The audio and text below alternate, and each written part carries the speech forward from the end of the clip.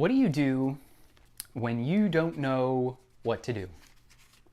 Like when everything seems to have fallen apart, when you don't know what to think or how to react or what actions to take, what do you do when you don't know what to do? For me, it's reading books. I'll kind of just read whatever I could get my hands on, whether it's a fiction book or a comic book, something for work or school, my Bible. I'll kind of retreat into what I can read and what I can study and just kind of focus on something that, frankly, I can control in that moment. I'll spend time with my wife or my dog and just focus on them. I'll eat some food because eating food makes me feel better when I don't know what to do. And, we all have that something that we retreat to when we aren't really sure what's going on, when we aren't sure what the next step to take is. So be thinking through that. What's your thing? What do you do when you don't know what to do? Because that's really a focus of our text today for our final message of this series. So if you have a smartphone or a Bible, go ahead, find your way to John chapter 21. We're going to start in verse 1 here in a second here, but we've been in this series called Community, with that focus on unity, that we have discussed kind of the biblical support for friendship and how we as people of God can really pour into our friends and find good, healthy friendships. We learned in first week Ecclesiastes 4 telling us that two is better than one and that life in God-centered community is better than being alone. And in week 2, we looked at 1 Samuel chapter 20 and the example of Jonathan and David's friendship and seeing that true godly friendship has an unrelenting loyalty that is founded in sacrificial love, and that we see that example kind of as a parallel between Jonathan and Jesus and how he went to the cross for us and sacrificed for us. Last week, our third week, we looked at Ruth chapter 1 and the relationship of Ruth and Naomi, but also in 2 Kings chapter 2 at the relationship of Elijah and Elisha, and just saw that consistency, being present in your friendships, leads to a bond that is really hard to break. And for this week, we'll look at some of the disciples and how they react after Jesus has risen from the dead, and ultimately a conversation with Jesus and Peter. So go ahead and follow along. I'm not going to have slides today just because I'm going to be bouncing back and forth with the reading and the explanation.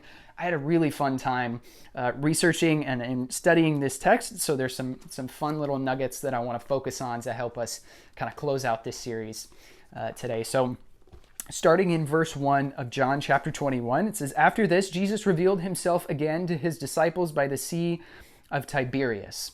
So Sea of Tiberias is the Sea of Galilee, just different names. Don't know why they chose to use Tiberias in this section, but it is what it is. That's the location, that's the setting. Jesus has already appeared to the disciples 2 times. Once to kind of breathe the Holy Spirit into them and just say, hey, I'm commissioning you for this ministry. This is a piece of what's going to come and what's going to happen from here. And then secondly, he kind of came back as a twofold thing, but really to just point to the doubt of Thomas and say, hey, you've seen me and believed now. It's better for a person to not have seen me and still believe. So for us, we have an easier relationship and somewhat of a deeper relationship with God in that we have believed in what God has done. We have believed in the sacrifice of Jesus. We believe that we have the Holy Spirit within us without having seen or lived or walked with Jesus. And that's an incredible thing that he points to. But this third time he shows up, and he does this kind of big thing for the disciples. In verse 2, it says, "Simon Peter, Thomas, called the twin, Nathanael from Cana of Galilee, Zebedee's sons," so James and John, the brothers, John being the person that wrote this gospel, and 2 others of his disciples were together. Now, they don't name 2 of them, and there's a lot of speculation as to why they don't name them, and even some people think they might have an idea of who's actually here. I don't know if I want to read too much into it. We don't want to put stuff into a Bible verse that's not there. So unfortunately, they have to remain anonymous. But they're all together. They're hanging out. Peter breaks the ice. He says, "I'm going fishing." "I'm going fishing," Simon Peter said to them. "We're coming with you," they told him. They went out and they got into the boat, but that night they caught nothing. Now, there's a few interesting things here. And one of the things is that they went at night to fish. I've never been night fishing. I'm not much of a fisherman. I try. That's one of the things that I'm working on here. But they go at night so as to catch more fish. That was the practice for them during this time. And I have to believe that it had something to do with the shadow of the boat, right? So during the day, the fish could see the shadow of the boat and swim away. So they were generally able to catch more fish at night, but they catch nothing. And it's in this moment, and people focus a lot on this section to say, oh, well, the disciples just decided they didn't want to follow Jesus anymore, so they went back to their old life. And I feel like that's not quite there. I think there might be an element of that to it. But to me, it seems more like they don't know what to do. Jesus, he died and he went to the grave, and that was somewhat expected because he talked about it, but they also didn't really understand, So Jesus has died, and he was in the grave for 3 days. He rose, he's appeared to them twice. He said some wonderful things, so they're really confused at this point. The action step of what to do next, it's a little bit of a blur for them. So they go to what's familiar. They don't know what to do, so they go to the thing that they're familiar with, that they can control, so they go fishing, try to catch some fish and get some food. In verse 4, it says, when daybreak came, Jesus stood on the shore, but the disciples did not know it was Jesus. So they're out in the water a little bit. They can't see him. It might be, hard to tell who it is. And he says, friends, you don't have any fish, do you? No, they answered. And the word friends he uses here is kind of like, an English person calling hey, lads, dudes, pals, you don't have any fish, do you? And they say no. He says, cast the net on the right side of the boat and you'll find some. So they did, and they were unable to haul it in because of the large number of fish. The disciple, the one Jesus loved, that's John, the author. He kind of refers to himself in this way. He says to Peter, it's the Lord. That's Jesus. When Simon Peter heard that it was the Lord, he tied his outer clothing around him, for he had taken it off, and he plunged into the sea. Since they were not far from land, about 100 yards away, the other disciples came in the boat, dragging the net full of fish. So, weird thing, Peter's naked.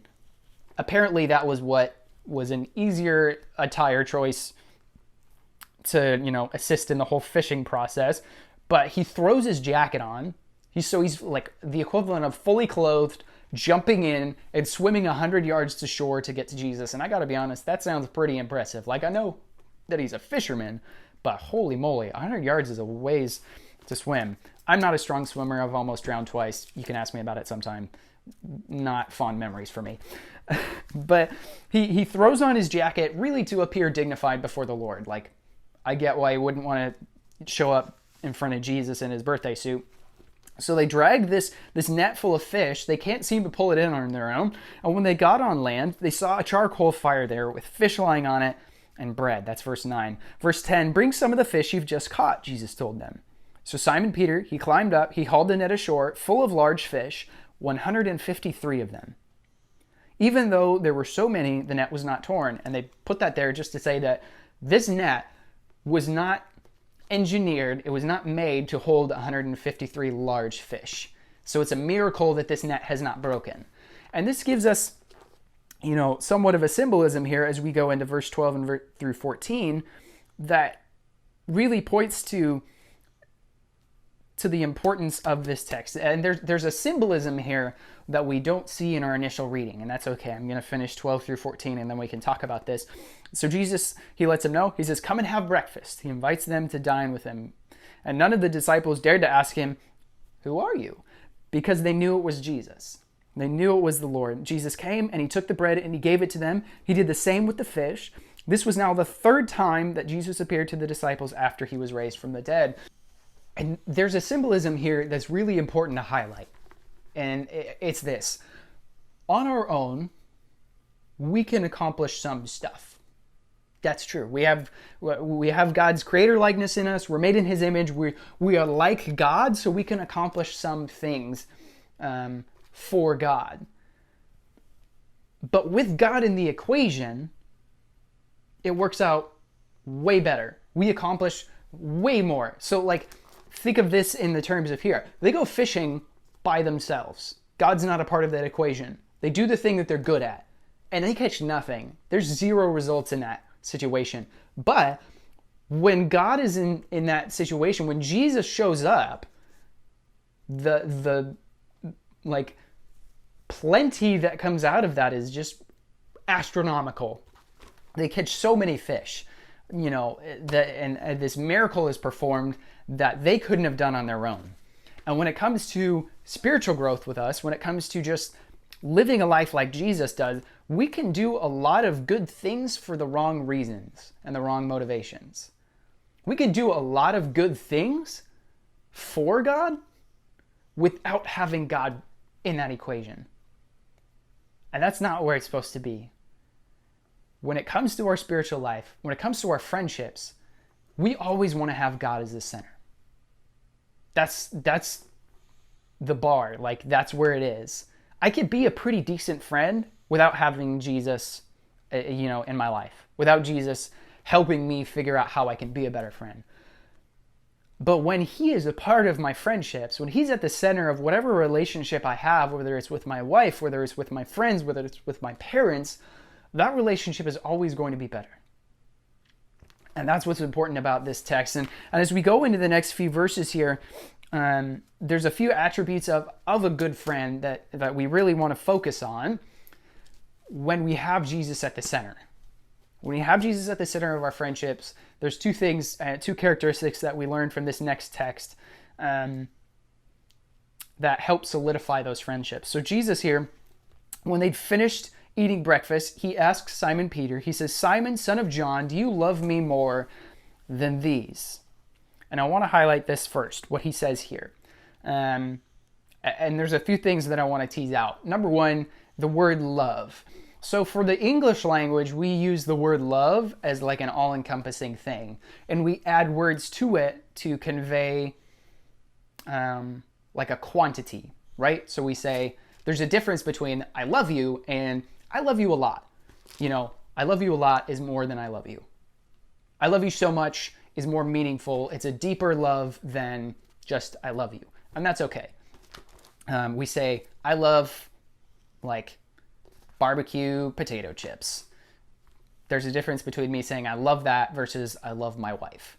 There's a different level of love there. So while our language is a little confusing when it comes to the love word, the Greek language, which this was written in originally, uses different words to convey different strengths of the word love. So Jesus asks here, do you agapeo me more than these? And agapeo is like the highest form of love, where it's very like a cherishing, like a deep affection, like you love this person more than anything. Do you agapeo me more than these? So let's keep that agapeo thought in your mind for a second. He says more than these, and there's a few connotations that this might have. One, he's asking possibly, do you love me more than you love the other disciples? That's one. Do you love me more than you love other people? Secondly, do you love me more than your fishing gear, than your old profession, your old life? Do you love me enough to leave that behind? That's another. The last one is like, do you love me more than the other disciples love me? Do you have a closer relationship with me than these other people do? I'm not sure which one he's pointing to. I think you could maybe have that as an all-encompassing thing, but it's a good thought to have for you too, right? Do I love God more than I love other people? Am I really striving to love God more than other people love God? Not a competition, but we always want to love God more and learn to love him better and all of these things. And do we love him more than our old life that we used to have before we followed Jesus? So he says, do you agapeo me more than these? And Peter answers, he says, yes, Lord. He said to him, you know that I phileo you. Phileo is a different word in the Greek language for love, and it's more like a shared interest, a commonality, kind of like a friend to friend love. It's still love, but it's not quite as deep. It's not like the agapeo love, which is so very important. And so he's saying, I love you, but not that much. I'm not there. And Jesus answered, feed my lambs. Kind of a weird response. We'll get there in a second. He says, feed my lambs. A second time he asked him, Simon, son of John, do you agapeo me? Do you love me? And he answers, yes, Lord, you know that I phileo you. So a second time they have the same exchange where he's asking, do you love me more than anything else? Am I the top, am I the thing that you love the most? And he says, not there yet. I love you, but I don't love you. And he answers him, shepherd my sheep, he told him. So it's different than the first time with the weird response, still about the sheep thing. We'll keep it going. He asked him a third time, Simon, son of John, do you phileo me? So he changes his wording here. Peter was grieved that he asked him the third time, do you phileo me? Do you love me? And he said, Lord, you know everything. You know that I love you. You know that I phileo you. Feed my sheep, Jesus said. So Jesus changes his wording here, and that's kind of weird.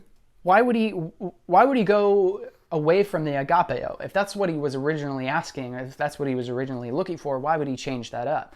And the reason here is that he's kind of lowering himself a little bit to that standard and saying, maybe if I say phileo, he'll go above and beyond and say agapeo. That's a thought. That's possibly where Jesus went with that. But Peter's at a low point here. One, he has now been reminded by Jesus asking him these 3 times if he loves him, that he denied Jesus 3 times. His sin, his shortcoming has been pointed out by his closest friend, his closest confidant. That's tough. So generally, as we see in the Gospels, he was a very overconfident person. He always knew where he was at. He always had a good answer for everything. But in this moment, he can't make the commitment because he knows that his actions to God have not lined up with an agapeo love. He knows that he has showed in this denial of Jesus 3 times that he does not love God more than anything. So he's got to stick with where he's at. And Jesus points out, this is kind of a cool twofold thing where he's kind of pointing out this shortcoming of Peter and really being like, are you sure that you're with me, Peter? Are you sure that you want this? Are you sure that you love me? He's saying this, but he's also saying, feed my lambs, shepherd my sheep, feed my sheep. And this is, Jesus uses this imagery of like sheep and shepherd all across Scripture. And it's such an important thing because Peter, it's called Peter because he was the rock, he was the foundation of the early church. Jesus said that. He changed his name from Simon to Peter and said, I'm going to build the church on you. You're going to be the guy that starts it. After I'm gone, you're going to be the guy that starts it. And it's this moment where he's like, there are people out there that need to hear about Jesus. There are people out there that need to hear about what has happened and about the forgiveness of sins and the transformational life that comes with life in like the church, in spiritual community. People need to hear that. So feed the lambs. Take the young ones who are young in their faith and tell them about me. Feed them. Give them what they need spiritually. Spiritual sustenance. That's what he's really pointing to here. But then a few verses later, or next verse, I guess, he says, shepherd my sheep. So it's changed from lambs, which is, adolescent form, child form of the sheep, to sheep.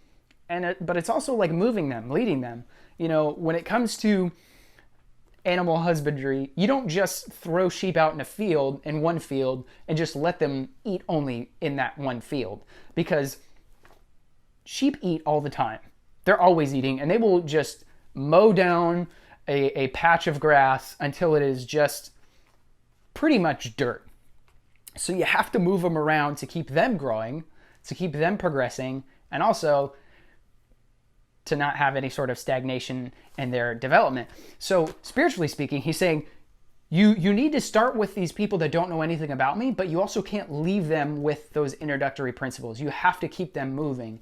So shepherd my sheep, keep them growing, and then ultimately keep giving them what they need. Feed my sheep, give them more substance in this spiritual situation. So he's saying to Peter, hey, I know that you didn't do the right thing. Do you love me? I'm asking you these questions. But he's also saying, I'm not done with you yet. There's still work for you to do that I'm going to do through you. And that's such an incredible thing, is that that we can learn from Jesus in this moment is that as friends with one another, we need to have people in our life, people that live close with us, that walk close with us, that are able to call us out when we need to be called out. That's a spiritual practice. That's a good thing, to have people that will at times point out the shortcomings that we have when we need to be, kind of brought into check, spiritually speaking. For my friends, they know that sometimes I need to be, I need my butt kicked a little bit to say, hey man, what's the deal? I haven't heard from you in a while. Like, how come you're treating me this way? Something that's a very small thing, but we need people in our life who are willing to help us grow, who are willing to call out the things that we need to grow in and help us get there.